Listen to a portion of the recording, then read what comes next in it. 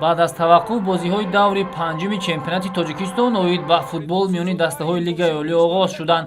Дастаи Регат Тардази Турсунзода бо тими Истиқлоли Душанбе рақобат намуд.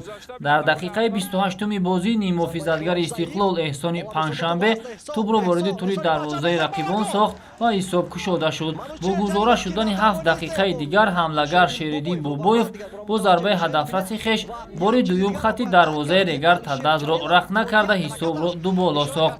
Дар қисми дуюми рақобат футболбозони Регат Тардаз ба задани як голи ҷавобӣ даст ёфтанд. Оятулло Сафаров муаллифи зарбаи натиҷаовар гардид. Аммо баъд аз задани гол хатти дифои Регат Тардаз дучори мушкилии ҷиддӣ шуд, зеро бо гузашти 1 дақиқа сарвони Истиқлол Алишер Ҷалилов маротибаи сеюм дар ин дидор тӯбро ба дарвозаи Регат Тардаз ворид намуд. ҳамлагари туркмении Истиқлол Воҳид Орасхаедов низ дар дақиқаи 76-уми бозӣ исми худро дар феҳрист нафарони голзада сабт сохт.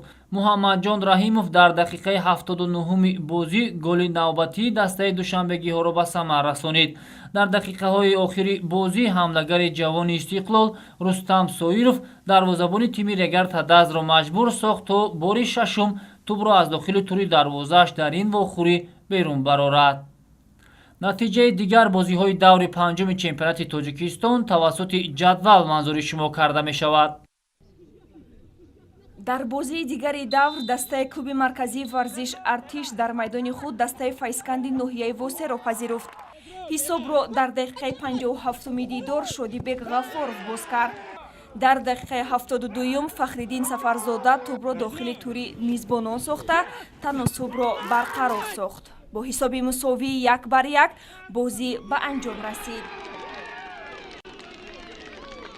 По поводу игры могу сказать, так, да, тяжелая игра после почти больше месяца перерыва. Все команды равны. Я думаю, что на выезде очко это тоже хорошо. С учетом того, что чемпионат формат поменялся, с учетом 2 игр, 2 кругов будет игры, значит выездная игра, очко это тоже хорошо. Нет, я недоволен результатом, потому что это можно играть плохо, можно играть хорошо, неважно. Счет на табло. Счет нас абсолютно не устраивает.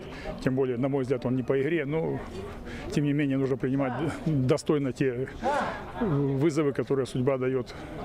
В том числе, это такая игра, как сегодня. Значит, где-то не доработали. Будем еще работать с тем, чтобы, в общем-то, лучше и более достойно сыграть, и выглядеть, и показать результат.